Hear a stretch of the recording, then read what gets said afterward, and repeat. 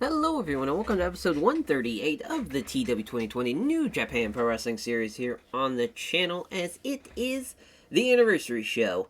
And for this episode, because it's kind of a short tour, and because we're coming up on being from 2020 to 2028, as far as what a long time for a save here for New Japan specifically. Because I mean, we're having a show at least once a week because of New Japan Strong, the TV show. But what's it now been? We're over 1,500. I know that much. Yeah, 1,525 shows. A lot has changed, and the big thing I want to talk about is just the kind of little behind the curtain of what's as far as character development, storylines, shit like that, where usually we just kind of enjoy the ride as it's going on. I try to keep a lot of stuff kind of close to the chest because it's nice to let it all kind of develop organically. But here, so much has changed. This is like our baby right now. It's our world. There's really no like reminiscence of the former New Japan. We are a global company. We are really the hub of Japanese pro wrestling in a lot of ways. Obviously, we travel around the world with our shows, and it is kind of our blueprint. And there's so many things we've done that have taken 7-8 years to develop, and I think it's probably a good idea, at least to kind of talk about what and why, and as far as really explaining some of the more details and a little bit more behind the kind of scenes type of thing. As far as we'll go through the card for that anniversary show, of course we know the main event, which is non-title matchup, Tyler Black versus Sonata, U.S. champ versus heavyweight champ, battling it out at the anniversary show. So that's gonna be a lot of fun. Let's just start off with those two: Tyler Black, Sonata. Sonata specifically, obviously, with his character, anytime it's somebody that's going from a group where he's not the leader, and now he is a leader, you automatically want him to become a top threat. Whether that is from him getting major wins, his structure of the card, like him being higher on the card, and as far as for Sonata, it's almost a whole different character transformation as well.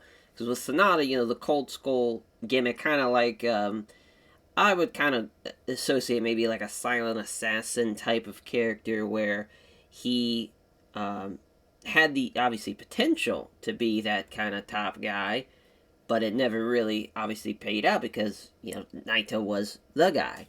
And for him, and we did the same thing with Hiromu. We really didn't do it with Evil, but that's because Evil was not, he wasn't like the leader of Dark Order, so that's why we didn't do it with him. But with Hiromu and Sonata specifically, obviously those guys, mainly Hiromu, he was a heavyweight champion still while in LIJ, and really the Bomb Squad, it felt more like a stamp of, he's the guy. He's a guy coming up as far as a top star, which is kind of funny because really, since he's been in Bomb Squad, since that's become a thing, which has been, as far as the Bomb Squad, I believe it's 2016, 2026 rather, Jesus, as it's now been 2 years officially since, as far as since then, and really his title runs haven't been like legendary or anything. He really even hasn't had any type of top spot in a hot minute, really.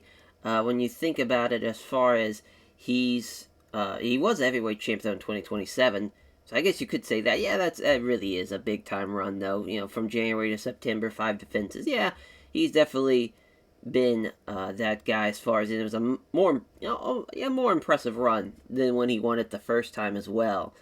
As far as for him, of course, he's already won the King of Pro Wrestling. He's already won the G1 too, and that was actually once he started the Bomb Squad too, that same year. So really, I think that kind of ushered in like, this guy's for real. He's taken even another step up than what we saw in LIJ. So that's a big reason there. as far as from that perspective. And for Sonata, with the Designs of Perfection and really this character, it's giving him a little bit more personality, more so than anything. At the start, really 2025, it was kind of getting situated on what his kind of ceiling potentially could be or what it would be, as far as in trying to getting everybody, because Designers of Perfection, I mean, really, it was figuring out who fits with what. Tai Chi was still there. He had made it to the finals of the King of Pro Wrestling. He won the Never Openweight title at Autumn Attack, so that was kind of like his kind of kickstart as well. He won his block in the G1, so he made it to the finals, and he also, then he won the heavyweight title at Soccer Jits, but quickly lost it to Danielson, of course. He won the New Japan Cup. Like, a lot of things were going for him very, very quickly, as far as really from that perspective, and having the Designers of Perfection really catapulted him in a big, big way. And you can definitely see it with a lot of the booking, as far as from that perspective. The G1, he only lost twice to Okan and Hiromu. And, as far as he beat, Tamura as well, of course, for the heavyweight title. And now, this kind of, really, I would say, actually, let's just go back to the match history. For, I would say, 2026 was a year where it was still kind of establishing that he's a top guy. He's winning the Intercontinental title. He's winning as far as the... he's won the King of Pro Wrestling as well, so that's another achievement for him. So he's already won now, just from him starting Designers of Perfection. He's won the New Japan Cup. He's won the King of Pro Wrestling, so that's two major accomplishments already, plus the Intercontinental title. It's stuff like that, where it's just we're really putting in the work with him, that this guy is a top star. And really, that Intercontinental title run was really, really good for what it was. He dropped the belt, the Never Openweight title, to Okada, because he was also double champ at that time as well. So again, that's another thing you kind of see a lot with this booking, because really, it comes down to thinking of a casual fan, and especially over there in Japan, the Japanese audience, they really kind of, I wouldn't say they're kind of like belt marks, but they're definitely like, if you have multiple achievements like that and you're holding it at the same time, obviously everyone knows, the Sasuke and Ultimo Dragon pictures of them with all their belts and all their accomplishments. It really like ushers in, and obviously with the Triple Crown title in All Japan, those pictures with obviously Kawada and Kaiji Muto when it, and Masawa and and those guys holding the Champion Carnival trophy. It's a big deal for them because it's very much like a sport, and that achievement is a major deal. It's not like in American wrestling where it's kind of more so either two ways to help elevate somebody, or to really kind of, if you're the world champion, maybe recognize that this guy's selling the most merch. It's not really like this guy's the best wrestler, type of thing. Rarely. Sometimes that happens, obviously. There are exceptions, but mainly that's kind of the navigation for it. Is kind of more so maybe even a heel champion where the babyface is chasing that champion. In regard to that, there's so many different variables as well. Like obviously back in the 70s and 80s, it was more of a touring champion. Now obviously the business has completely changed to where it's not really that anymore. Rarely, I would say, is it. We kind of see that a little bit in this save with the women's title because it's defended all over the world. But here, as far as for Sonata, though, I would say the character really started getting its ground running in 2017. This is obviously when he goes, fuck it, I'm not being in the G1. Fuck that, I'm not going to get thrown in there. His protest of that, and him, really the idea, this idea of him wanting to be a global phenomenon, a global sensation, a name that is in the bright lights, and he's going to travel all over the world. He's in Fashion Week in Paris. He's going to as far as J drama showings and tapings of, as far as being an actor going, kind of, I would say, kind of hearkening to what The Rock did, what Cena is kind of doing now, but obviously it's been, it took him forever. Maybe on the line. I would say kind of The Rock was kind of the prototype of that, where he was still in ring, that kind of the, Scorpion King kind of era. That was kind of what I modeled that this character to be, where he feels like he's above it. He feels like he can be a major talking point to not only just like a wrestling media, somebody that, him being in Fashion Week, him being on these television shows, going to movies, premieres, and trying to be in movies.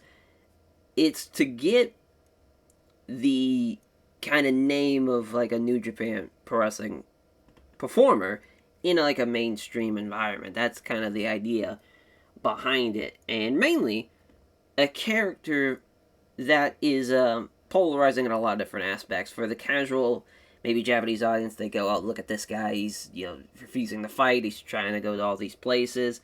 Fuck him." Then there may be the women, as far as there might be women, or even the fellas, watching, seeing him and seeing just as far as his look itself is like, this is one handsome son of a bitch. I gotta tune in to see this guy. As far as, so, because really, especially like with a female audience, they are, I would say, from like a business perspective, they are the number one target. I think it should be for any product. They are loyal to an end. If they fuck with you in your product, in your brand, they're gonna fuck with you until the end of days. As far as they are, it's the reason why boy bands are so successful and popular. It's the reason why a lot of, I think, female pop artists right now in the past, 15, 20 years, really, the reason a lot of them have becoming more and more successful in being these major, major stars is that, as far as, really, I would say most of the top kind of musical acts, obviously the Beatles kind of started that whole wave of boy bands, and it was mainly a young teenage audience, and that kind of capacity, the teenage, early 20s, mid 20s, that kind of demographic is a big, big selling point, because they will buy the merch, they will go to shows, they will support. You kind of, and for me, if I was, again, obviously, there's not like an exerciser, this is actually helping in TEW, but just kind of envision this character that we can do that. We can send them out anywhere, and hopefully a female audience is going to garner that interest and come to the shows, come to watch the product, tune in to see it. So that's kind of the idea behind it, and I think it's, really worked out, because if you are somebody that is that fan, yeah, obviously you're tuning in to see him. If you don't like him, you're tuning in so he doesn't win. And if you're somebody that is enjoying the craft, enjoying this heel work, and he's kind of sticking it to the man in Tanahashi, there's that angle as well. So it's a lot of different variables with that character, and that's kind of why he's been positioned at such a high level, because I feel like he's a great three-dimensional character that has so many different shades of fandom coming in, and also, too, to wrap up with Sonata going into Tanahashi as the president. This whole story also has been something that has kind of been sparked because of something wanting to be different. We were 6-7 years in by the time Tanahashi became president, and we had never really done like an authority figure. We as like Harold Maj, the character, we kind of show up every now and again to lay down the law, but usually it was just the New Japan office. There was no kind of like face to it. We would, it was the office that was doing the booking. That was it. But now we have somebody that we can use that is a face, that obviously is very recognizable, and a guy that has been the flagship holder, the flag holder, the man that has led New Japan to the Promised Land, all the things that we obviously know about Hiroshi Tanahashi. And now, to kind of be the no bullshit given, or no bullshit taken, rather, I guess, for Tanahashi. You're straight laced, the best of the best are going to perform.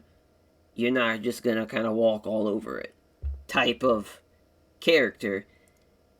I think it was perfect for kind of where we're at, because there's so many different kind of heel stables now too. So that's another kind of aspect of it as well, because there was a lot of interferences happening, especially around 2025. I would mainly say, because now we're going to go to Tyler Black a little bit, because really he's also another focal point in this, because obviously he was the one that won the World Heavyweight title for the first time because of interference from Robert Eagles, and that was I want to say was it 2025?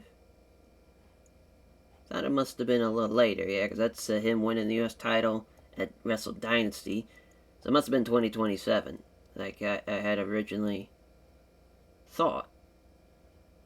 Let's see where it's at. Yeah, there's the G1 win, of course, which again, Tyler Black kind of around this time period, really, I would say pretty much since we brought him in, Tyler Black's character's mainly been kind of what it was towards the end of his Ring of Honor stint, where he kind of has like the death metal headbanging character, and the House of Black is kind of this group of not necessarily kind of ruffians or guys that are looking to cheat all the time. They're kind of more so like a punk group in a way, and kind of a rebellious, like we're young kids that are looking to make a name for ourselves, especially for like Dante Martin and Darius Martin and Christian Casanova, kind of that group. And then there's the established kind of guys that have been that young upstart, cocky kind of, give her hell type of character with Tyler Black, obviously, and Robbie Eagles and Strickland are kind of like the cool, calm kind of, with Robbie Eagles and Shane Strickland, kind of that idea of like the kill shot and Eagles kind of team, like that idea. Obviously, we didn't use Shane Strickland as kill shot because that's Lucha Underground character, but that kind of idea of these straight shooter junior boy tag team that is kind of maybe more so cool and calm and collected, but also can turn it up and beat the piss out of you too at the same time. So it's a little bit of everything with them. But I don't know why. Was it really 2024? Jesus Christ.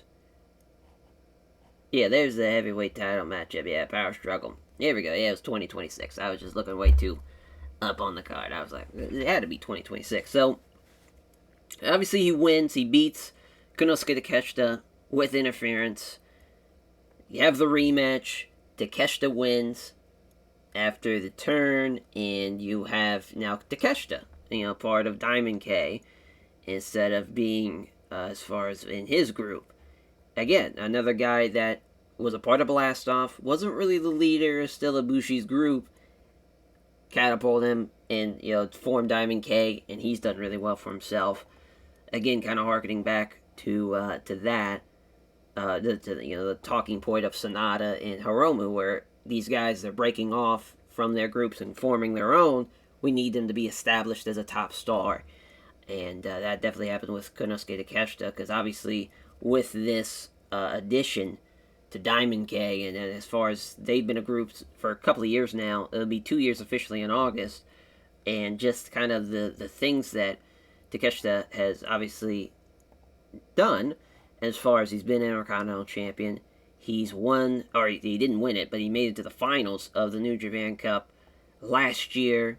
He was in the main event of Wrestle Kingdom as well. It's like there's so many things that happened just in 2027 that was huge for him.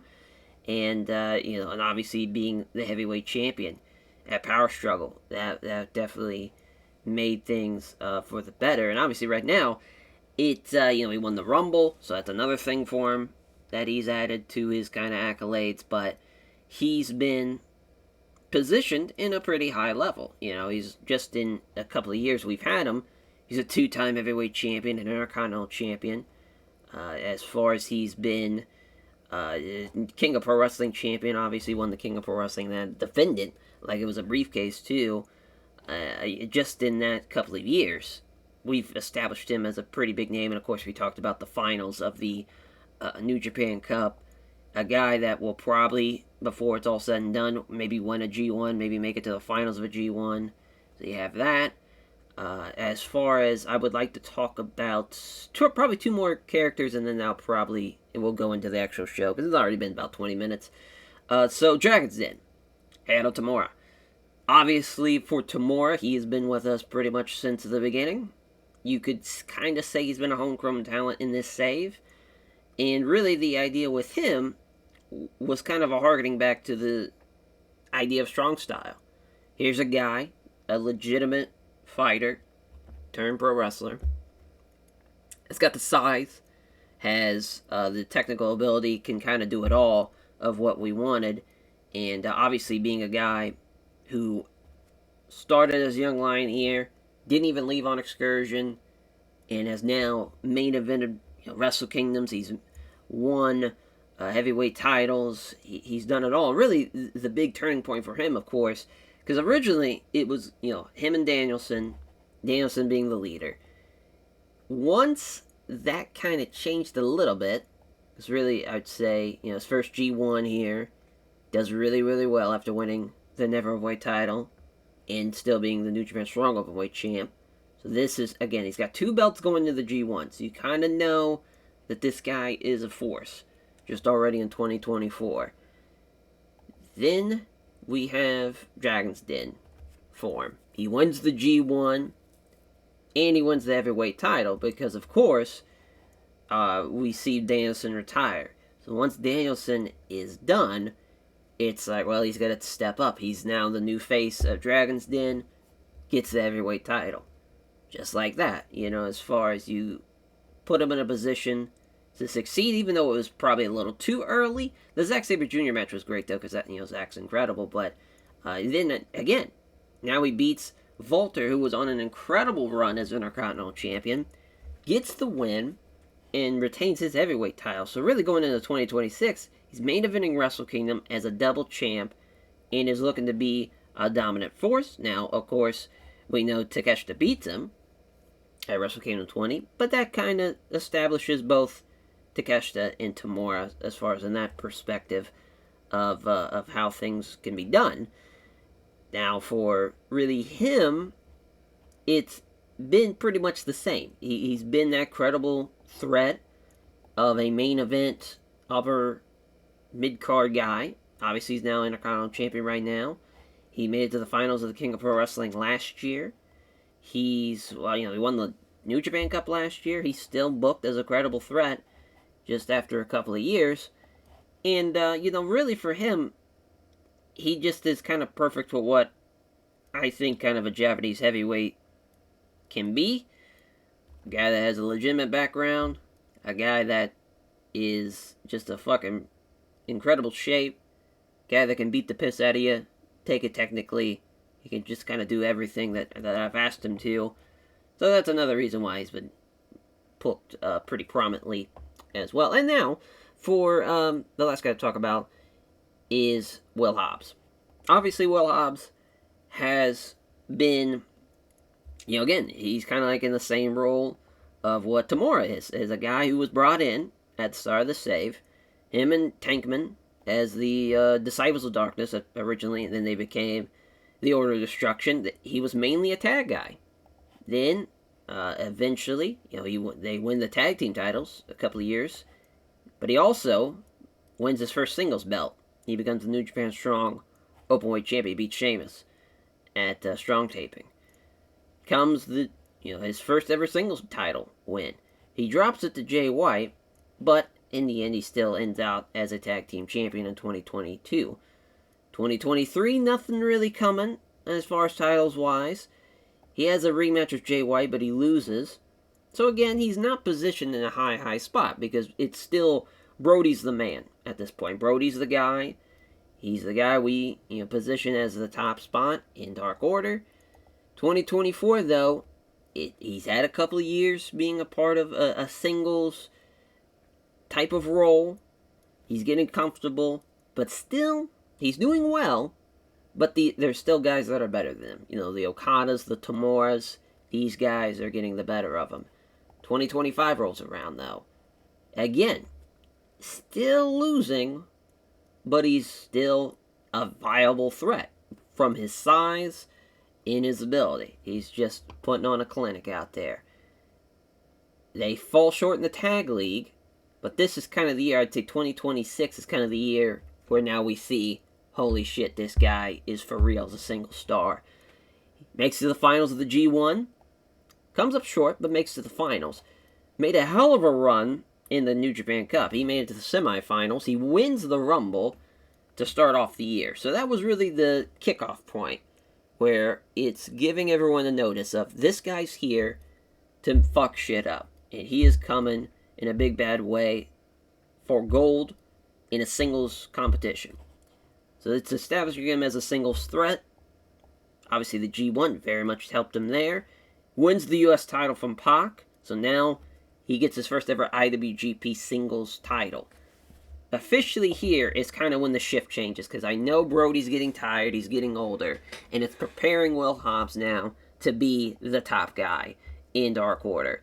We see it a little bit with as far as still being the US champ. He beats Brody on the way out. As far as Brody, it's like, I want one more match with that motherfucker to really seal it in that this guy is the leader now, this new Dark Order, the new era of the Dark Order, if you will. And now, obviously, right now, he's got three belts.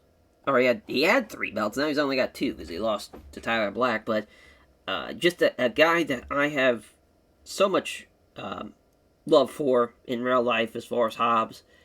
Hasn't really, as far as obviously TK's doing what TK's going to do. If it was me, he would definitely be like a top act. I don't see how he's not. Size, promo, believability, skills. Yeah, I feel like he's got it all. And also, too, I kind of think about some of the demographics of some of the guys we have that are in a main event spot. Because you want to make sure everybody's included. Will Hobbs, of course, African American. We have, of course, our Japanese talent. We have our American talent, but we also have our Spanish talent, like Sombra, like Ryu Lee. We have, of course, our UK talent, like Pac, like Zack Sabre Jr. And we also have, as far as other European representation with Miro, with, as far as Volter, we have a little bit of everything. We have Australians, of course, with the Velocities and Logan McQueen. And also we have Tony Storm for New Zealand. We have Jay White, of course, New Zealand. Star. We try to garner everything. Oh, and the women's side, Becky Quinn, of course, representing Ireland. Another, as far as England talent, we have so many more English talent, rather. And I think that's a very, very important thing to do as a company.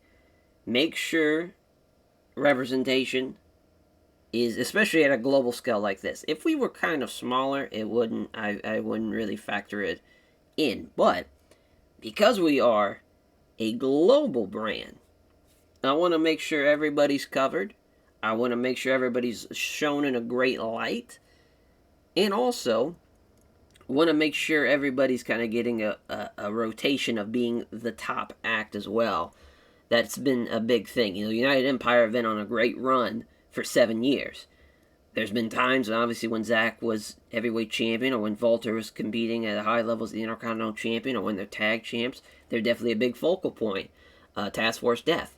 Right now, Moxley and Pac, tag team champions, they're booked pretty well right now. When Hiromu is the champ, or when Ryu Lee's a champ, Rush, of course, when he's rocking and rolling, obviously that's when they have the limelight and the spotlight. LIJ, when Naito was on top, then when Hiromu was on top, and now with Sombra, when he was on top, they were a big focal point. So it's really trying to also rotate everybody around. Peace, Love, and War haven't really gotten that love yet, but Juice has been doing his thing for a little bit, but not at a level that some of these other guys have been heavyweight champion. Obviously, Kingdom of Torture right now are rolling.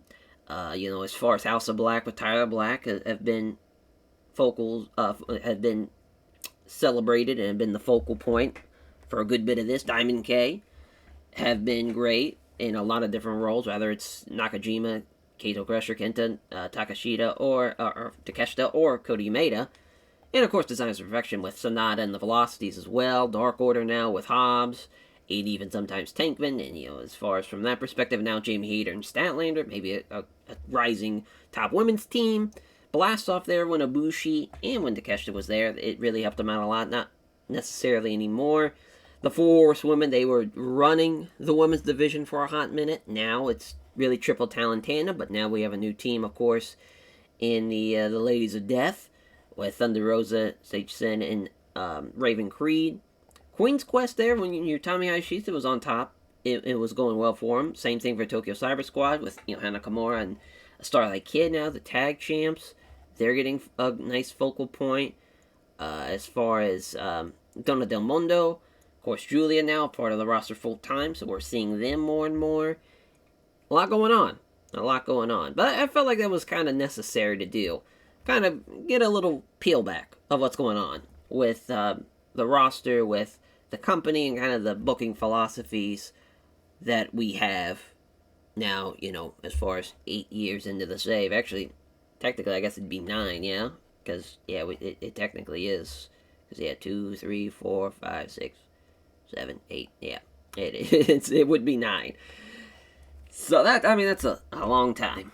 Long time. And a lot of that has taken years of development. It's not always gone as planned. There have been times when plans obviously have to change. I definitely would say that. As, if you are somebody that books and plays, TEW or any type of wrestling simulator, and you're kind of thinking the storylines and whatnot, I don't try to go too far ahead, because things change all the time.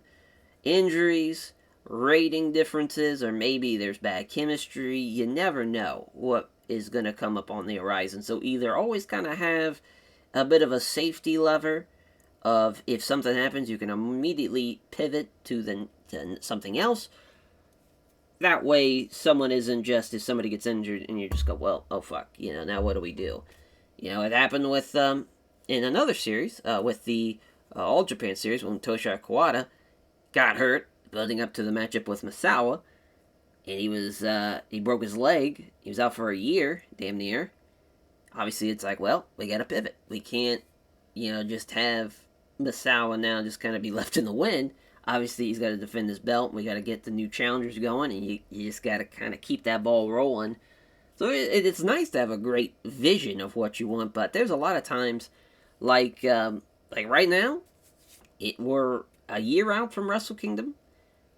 I have no idea what I want the main event to be. I could have some ideas of who would be great in the main event, but as far as an actual main event plan and like who's facing who, not really. There's so much that can change. Really, the G1 is kind of when that plan starts obviously forming, because, it's like, well, whoever wins this is going to get the briefcase, and he'll be, obviously, in the main event.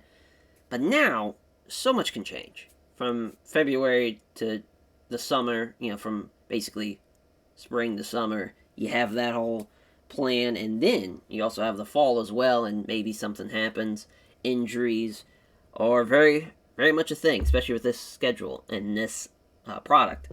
Guys get injured all the time, so it's just something to keep your toes on. You gotta keep your shit together when it comes to this. Obviously, it's crazy, we have 200 people on the fucking roster, but a lot of it, too, is backstage talent.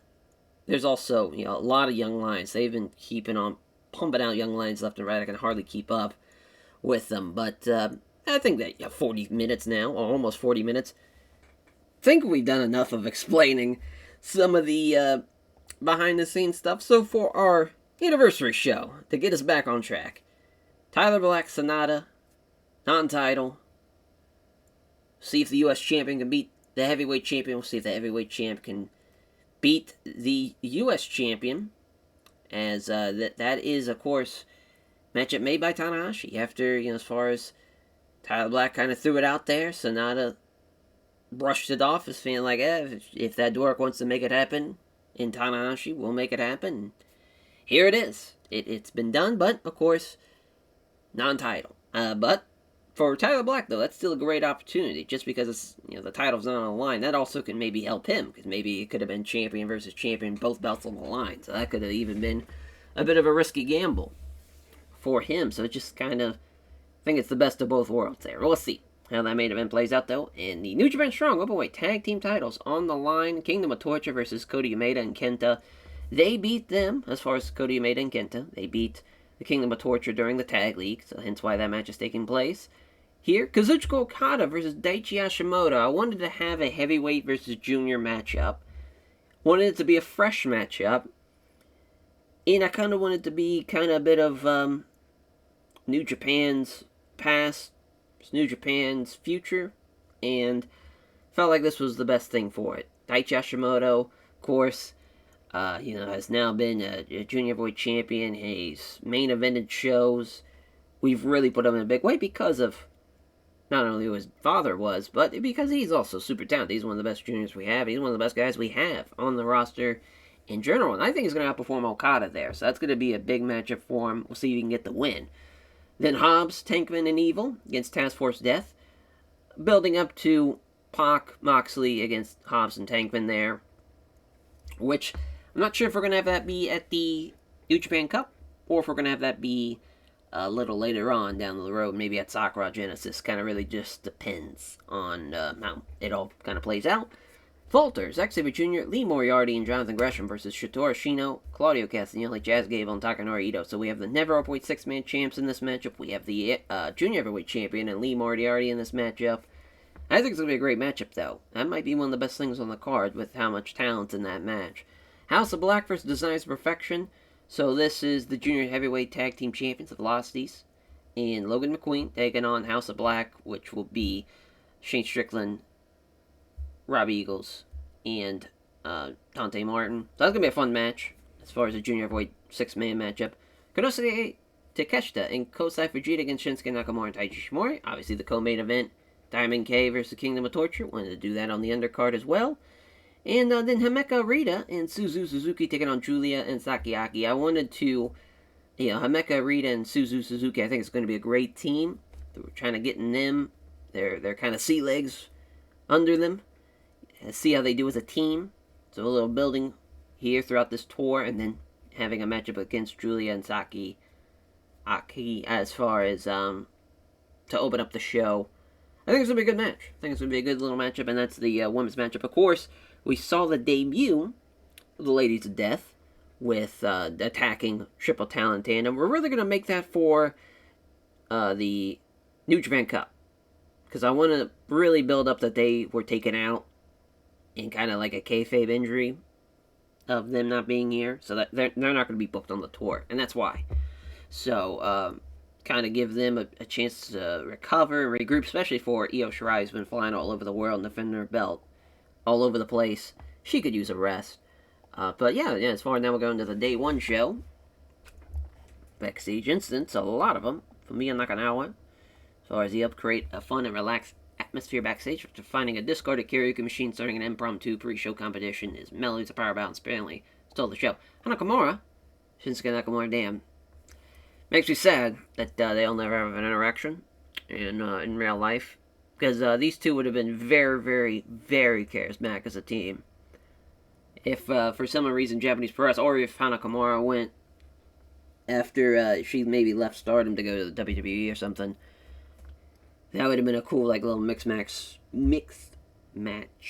challenge team. I think that would have probably been pretty sick. Pretty sick. But she was brought for Wrestler's Court, accused of not drinking the rest of the locker room for a night out, as the judge Shinsuke Nakamura found her guilty incidents about drinks after the show. Yuji Nagata and the Great Okan passing on tips on using psychology's Nagata to the Great Okan. In our card here, as far as a lot of building. Diamond K, Kingdom of Torture, probably going to be the main event. as I believe it's an 8-man. Yeah, so it's taking almost those 2 tag matches that we're seeing on the final show into one, but it's a little different. Instead of Ishimori and as far as, and then also instead of Kota Umeda as well. Actually, that we should probably. Oh no! After, yeah, instead of Kosai Fujita and Taiji Shimori, Nakajima and Brody King involved in the matchup, we didn't pick a winner, so I guess we could do that here. Yeah, that's a tough matchup. Let's have Nakamura beat Nakajima. What a match! What a match! Oh, Nakamura's the agent. There we go. So yeah, I think that's a great main event. Co-main.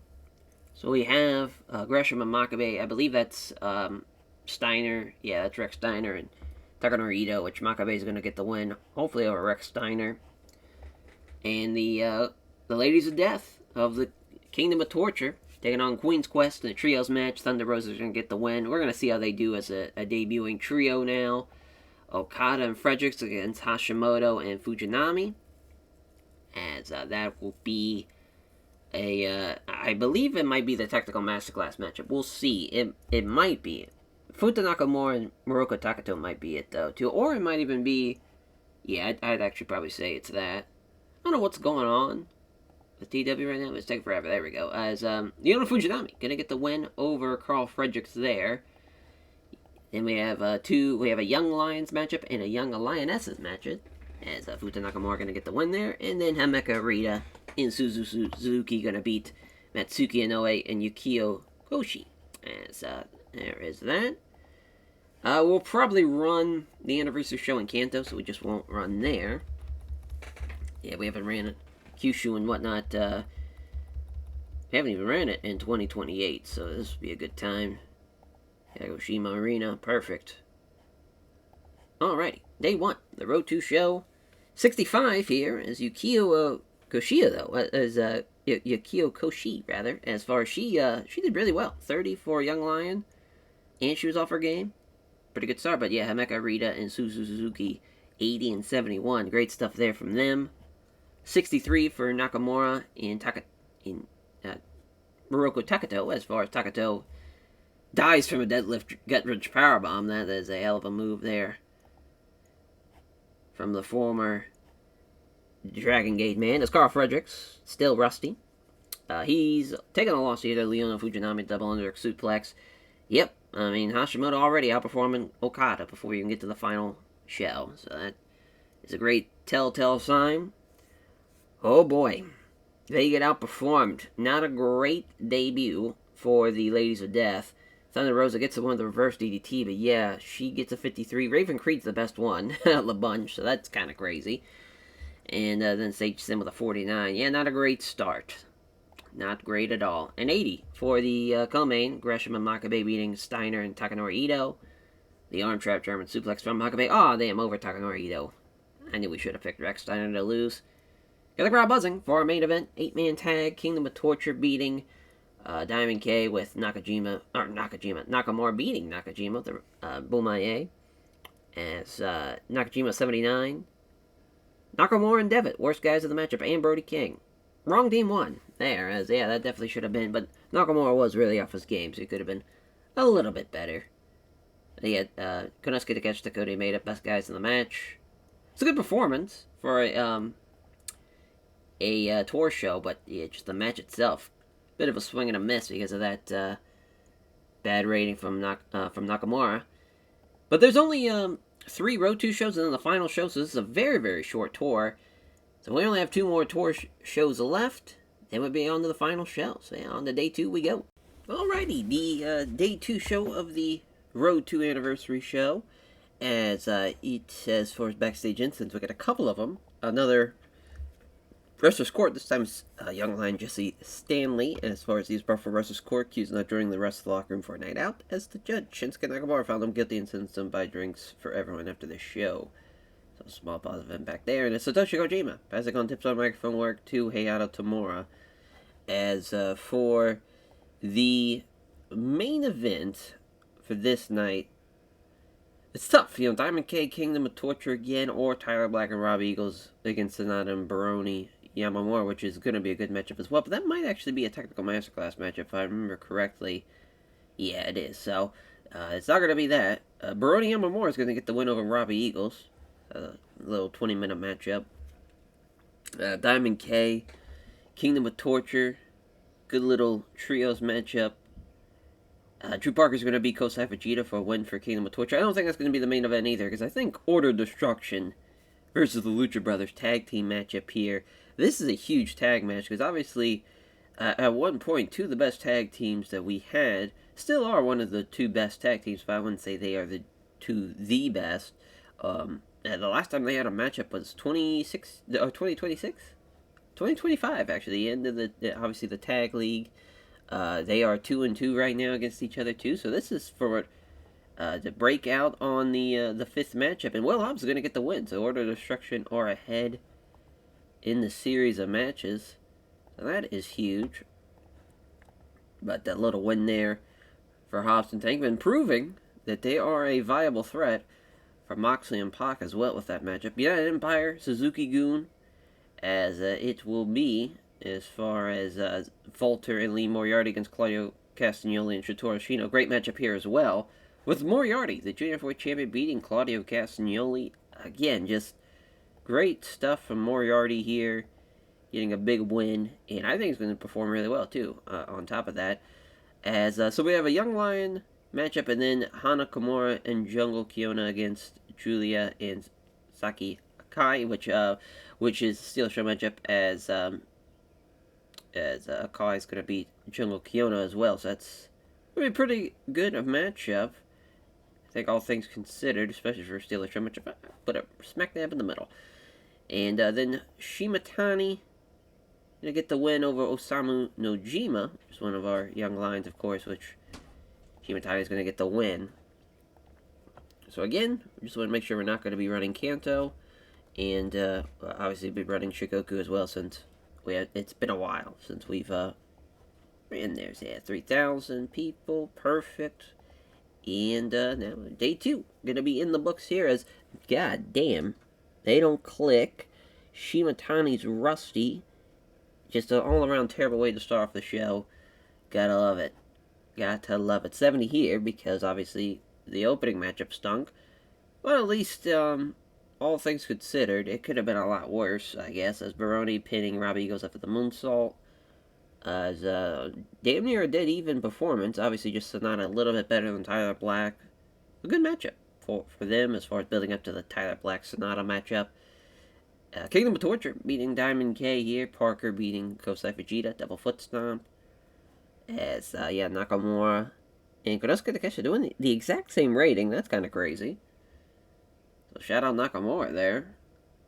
And it's pretty huge, especially for a guy of his age. Julia and Saki Akai taking on Hana Kimura and Jungle Kiona, as Saki Akai getting the win with the Lehman Galaxy over Jungle Kiona. 66 for Hana Kimura, 67 for Julia. And Akai with a 62 outperformed Jungle Kiona, so good win on a Del Mundo team. United Empire beating Suzuki-gun, as Moriarty's going to beat Claudio Castagnoli with a Tiger Driver 18. Better team there gets the win. Claudio, a 62 weak link now in these matches. That is just sad to see. Sad to see that. In an 82 for a main event, Order of Destruction beating the Lucha Brothers. Lucha Brothers outperformed them. They outperformed both Hobbs and Tankman. Tankman and Hobbs get the win with the order of business from Will Hobbs in 26-19. Big win for Dark Order in the main event. A decent little show. I think the Steel Show Joshi tag match probably should have been swapped out, maybe with the Kingdom of Torture Trios match, but other than that, obviously the opening matchup did not go over well. Who would have guessed it, that those Young Lion and somebody on the roster is has bad chemistry? That just happens. Sometimes you get a bad roll of the dice there. But that is day 2 in the books. On to the final Road 2 show. And it's hopefully going to be a much better show than that was, as far as getting a opening matchup that's not going to take away everything from the show. So fingers crossed, that's how it's going to play out. Alrighty, so no backstage incidents, so we can just get right into it. like, good shit there as far as don't have to worry about any backstage incidents. I think, yeah, now we've ran everywhere in February as well. Man, so we're kinda put in a bit of a predicament with this. I think we're just gonna run Osaka since the last time we ran here was the Osaka Dome. Yeah, we can run we can run the Baycom Gym. It won't be a sellout, but it'll be at least, I'd say, 80% capacity. If that, probably a little bit more. I think a lot more people are going to show up than what they're even predicting as well. So we have a 10-man, we have an 8-man, we have House of Black and Designers Perfection as well, which I believe is a trios match. Usually we would have that 10-man be the main, but I don't know though. Yeah, we probably should. Probably should.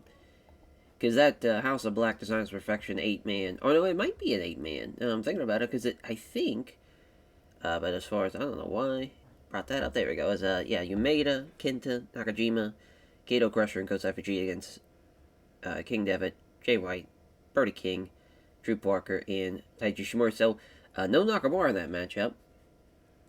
But Kato Crusher is going to get the win over Drew Parker. So, win for Diamond K. Dark Order Task Force Death. This is basically taking the Lucha Brothers again, taking on Order Destruction of Hobbs and Tankman, but also Evil and Black Taurus in there. Moxie's going to beat Evil. Win there for the much better team of Task Force Death. Then the House of Black Designs Perfection matchup. Yeah, the 8-man tag. This is basically taking that the trios match and the obviously main event of Sonata and Tyler Black, putting him in the one with Dante Martin beating Logan McQueen. It's the reason kind of why I was hoping that this would be the main event. But I don't think it's going to be a better matchup than those. And I think that 10-man is the right call to be on last. So I'm going with my gut on that.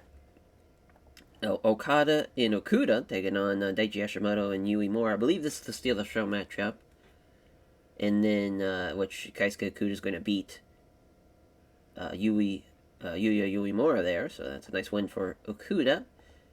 This is Young Lion matchup, so we'll have that going first. And that will mean, of course, Alexander Moriarty against Gable and Guarini will go here, which Chaz Gable going to beat the junior heavyweight champion in a technical masterclass matchup. So a little build up there, and the plan is at the New Japan Cup, either the semifinals or the finals, probably the finals day, junior heavyweight title matchup between Moriarty and Gable, which should be a hell of a matchup. And obviously, Oiwa and Yuto Nakashima are going to beat the Young Lions there, Makachi Adaka and Kuma Ameya. So that's obviously a win for them. We're good to go. I think it's going to be a much better show, obviously, with some of these matches. Yeah, there's a 56 for the opener, 60 and a 59 for Oiwa and Yuto Nakashima. So long way away from when they were Young Lions. So now they're performing pretty well. Submission victory as well. Ameya with a 28, though, is not great. Moriarty and Gable involved in the finish here, obviously, with Gable getting the win with a great amplitude. They were the best guys at the matchup, too. And, the Gable-Guarini team was the better team, so all around. Good decision. Good decision there. And, I'm going to be pleased with that Moriarty-Gable match. I think it's going to be really good. So, Hashimoto and Uemura losing to Okada and Okuda, but, my God, Daichi Hashimoto made this match happen. With a big performance at 85. Crazy. Both Okada and Okuda off their game, so little wash from them. Literally, Okuda gets outperformed by Uemura, so that sucked as far as losing, or getting the win and being the worst guy in the matchup. But it got the crowd buzzing, though, so at least it did its part, mainly because of Hashimoto. 8-man tag from House of Black and Designers of Perfection. Of course, Dante Martin with the springboard cutter, getting the win over Logan McQueen.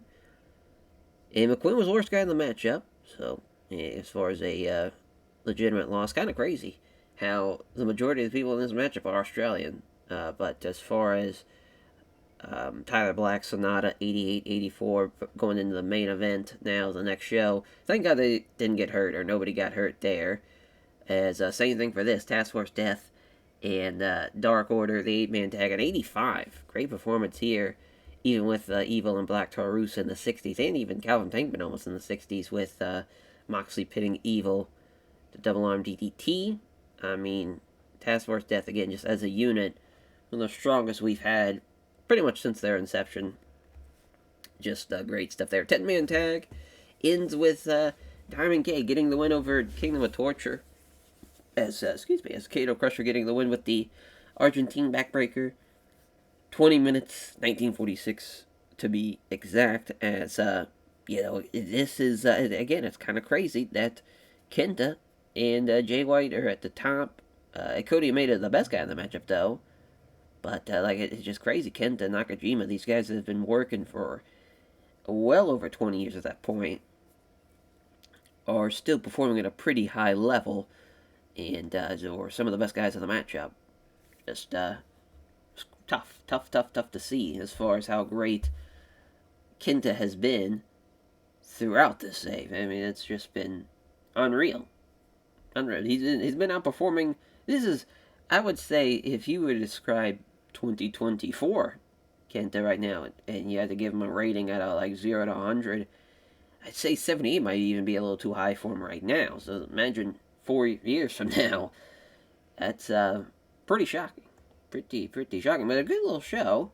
Much better. And we had the best match of the tour as well, with that 85 as well. So glad to have a good end to the Road 2 show there. And now we go to the big show. We go to the anniversary show. And man, oh man, we get to see if the heavyweight champ's going to beat the U.S. champ, or the U.S. champ is going to beat the heavyweight champion. Alrighty, so for a fitting anniversary show, the 56th anniversary show for New Japan Pro Wrestling, we are at the brand spanking new Antonio Inoki Super Arena. 100,000 people lined up and lined in for this show, and what a start here, and especially a performance from Himeka Arita, as Julia and Saki Akai, though, do get the win, but goddamn, Himeka Arita, still one of the best in the world. This is a technical masterclass too, so that is just a great performance from her all the way around to kick off the show with a Joshi tag match. Next matchup, Konosuke Takeshita, Kosai Fujita against Nakamura and Ishimori. As far as Konosuke Takeshita, 92, so great rating there, definitely made the match. And Ishimori, though, gets the win, and again, outperforming somebody in Kosai Fujita who's got 20 years on him. Insane. Gets the win, the Bloody Cross. So an upset for sure because of Konosuke Takeshita's rating, but at least the worst guy in the match gets the loss there. And a good little matchup, though, on the undercard. Another 80 here, as Designs of Perfection versus House of Black. This is the Steal the Show matchup. So we went, actually, with Top Flight in Robbie Eagles, and hence why Logan McQueen beats Darius Martin, with the Grave Walker, as Paris De Silva, Jude London, 88, 89. Dante Martin with an 83. Robbie Eagles with 78. Just kind of crazy that, De Silva and London and Dante Martin, all these guys that have now been in the company for going on 9 years, have really, really worked hard and have improved so much throughout the years and still getting better. They're still in the prime of their career, so just been very, very impressive to see, and very pleased to see their progress throughout these, over these years. As the next matchup, 8-man tag, Suzuki-gun, United Empire. United Empire gets the win here, Zack Sabre Jr. getting the win over Claudio Castagnoli. So again, a loss for Claudio, but he's the worst guy in the match. It's been now very clear that Claudio has taken that step back compared to everybody else. But man, Ashino, Gresham, Zack Sabre Jr., all 92s, 89 for Gable and Volter, 86 for Moriarty. Everybody else in the matchup did really, really well, but Claudio and Takanori Ito. But still, a great 8-man tag, all things considered. Trios matchup, Will Hobbs with the Torture Rack over Pac. So I think that will seal it for as far as New Japan Cup, as a tag team title matchup on the line, for Dark Order in Jon Moxley and Pac. going to be a hell of a matchup for sure. And Pac and Moxley 93-91, Hobbs with an 83, and a 76 for Calvin Tankman. Shota Umino, though, Shooter with a 70. Good stuff from the Shooter. Evil, worst guy in the match, though, unfortunately for him. As, boy, they don't click here. But Daichi Hashimoto gets them with a vertical drop brainbuster over Kazuchika Okada. So still a huge moment for them. And especially, man, I mean, he has really followed in his father's footsteps with a lot of these big-time wins. And maybe, potentially, maybe this will be the year he goes into heavyweight, or he'll stay as a junior heavyweight. We'll have to wait and see. As far as from that regard, Kota Umeda in Kenta losing to Jay White and King Devitt. He's still going to win there for Kingdom of Torture, as Jay White with the Blade Runner over Kenta. Still crazy that Kenta with an 86. Their fourth defense of their New Japan Strong Openweight Tag Team Championships, as what a run they have had. As far as seemingly keeping on getting wins, even though they're getting severely outperformed sometimes by some of the other teams. In our main event, they go 60. Tyler Black, Sonata, time limit draw. They need more than 60 minutes to determine who is the best of these two men in a singles contest on this night.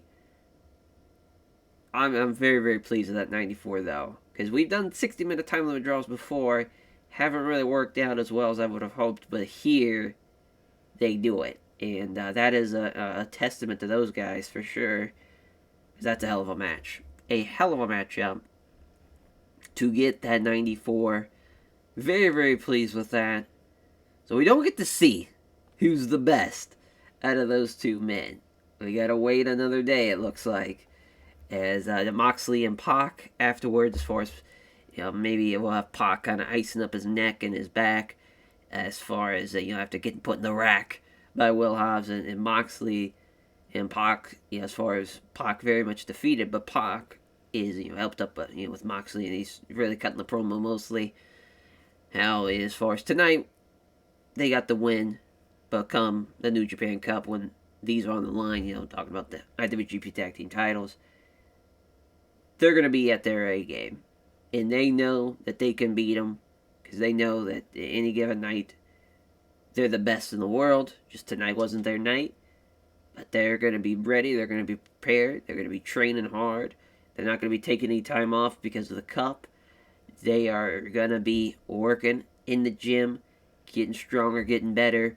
And as far as for, Moxley too, talking about, as far as his cardio, wanting to maybe pushing the matchup to a limit to where he knows that him and Pac can hit that next gear that Hobbs and Tankman do not have. So a little psychology there as well, with him basically saying that they're in obviously better shape than Hobbs and Tankman are.